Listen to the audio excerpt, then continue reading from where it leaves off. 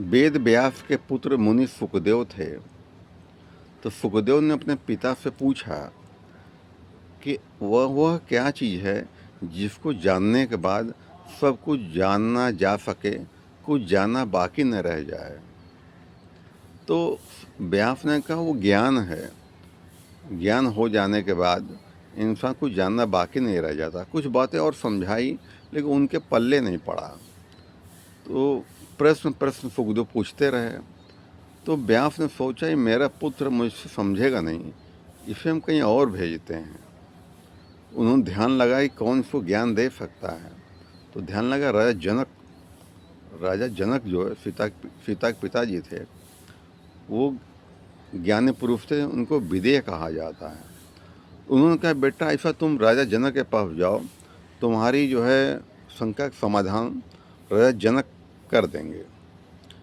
सुखदेव जनक के पास जाते हैं तो महल के दरवाजे द्वारपाल होता है। तो कहता मुझे महाराज से मिलना है, कुछ ज्ञान की चर्चा करनी है, कुछ ज्ञान प्राप्त करना हमको है। तो द्वारपाल बोला महाराज पास ज्ञानी पुरुष ही जाते हैं, महाराज पास ज्ञानी पुरुष ही जाते हैं, आप ज्ञानी हो का प्रमाण हमको दीजिए। हमारा एक सवाल है, उसका जवाब हमको दे दीजिए, हम आपको जाने देंगे। तो सुखदेव ने कहा पूछो क्या पूछना चाहते हो।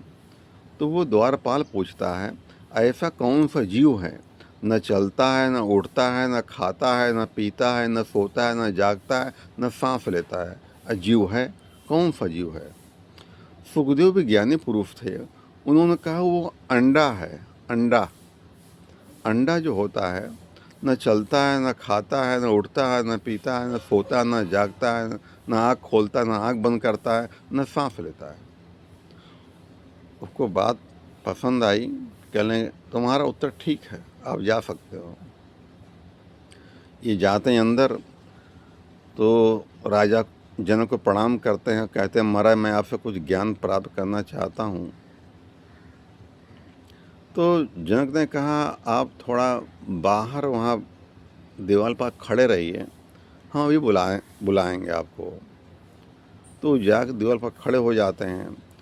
तो जनक जो है द्वारपाल से कहते हैं, द्वारपाल एक डलिया कूड़ा करकट ले आओ और उसको खोपड़ी में गिरा दो ऊपर से, देखो क्या कहता है। अगर इसको वाकई में ज्ञान लेना होगा तो मालूम पड़ जाएगा कि कैसा व्यक्ति है ये।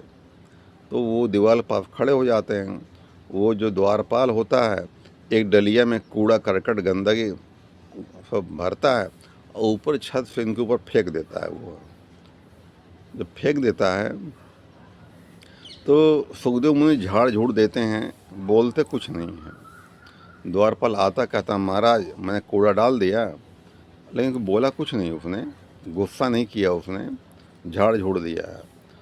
जनक ने कहा फिर वो योग्य है, जब इतना सह गया तो योग्य है वो ज्ञान लेने के लिए, बुलाओ उसको। बुलाया गया इनको। तो जनक ने पूछा तुम क्या हमसे जानना चाहते हो। तो वो कहते हैं मैं वो जानना चाहता हूँ जिसके जानने में कुछ जाना न जा सके। तो वही बात जनक ने कही, वो ज्ञान है, वो है। तुम्हें मिट्टी ज्ञान हो जाए कि यह मिट्टी है, तो मिट्टी से बने जितने पदार्थ हैं, मिट्टी से घड़ा है, सुराही है, मकान बने हुए हैं, तमाम मिट्टी के बर्तन बनते हैं, उसमें मिट्टी के सिवा कुछ नहीं है। अलग अलग उनका आकार है लेकिन तत्व तो एक ही है, मिट्टी है, वो है। तुम्हें अगर सोने ज्ञान हो जाए कि यह सोना है, तो सोने जितने पदार्थ हैं वो सोने के सिवा कुछ नहीं है। सोने की झुमकी है, चैन है, अंगूठी, ये तमाम तरह चीज़ बनती हैं, एक सोने के सिवा उसमें कुछ भी नहीं है, वो सिर्फ आकार अलग अलग हैं उसके। तुम्हें लोहे ज्ञान हो जाए कि ये लोहा है, लोहे के जितने बने पदार्थ हैं, खिड़की है, दरवाज़ा है, तमाम तरह के लोहे के आइटम बनते हैं, उनमें एक लोहे के सिवा कुछ नहीं उसमें होता है। इसी तरह तुम्हें जब अपना ज्ञान हो जाए, जो मुझ में है वो सब में है, जो मुझ में है वो सब में है, भले वो इंसान गोरा हो, काला हो, छोटा हो, बड़ा हो, अमीर हो, गरीब हो, उस सब में तत्व एक ही है।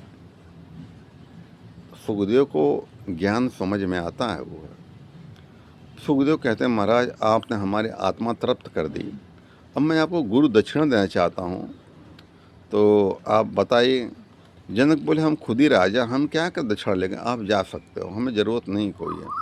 सुखदेव ने कहा नहीं, आपने हमें ज्ञान दिया, हम दक्षिणा देंगे, अब जो मांगो मैं दूंगा।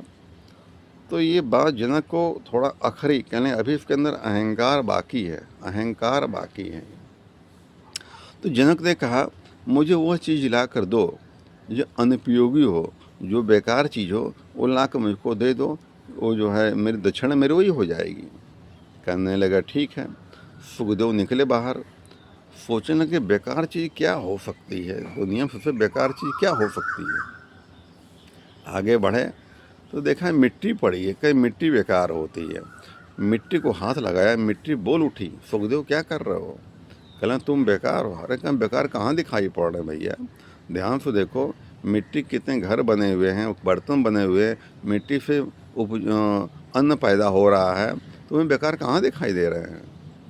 सुखदेव ने कहा बात तो सही है, मिट्टी से बहुत काम हो रहे हैं, बेकार नहीं हो सकती। छोड़ दिया उसको, आगे बढ़े।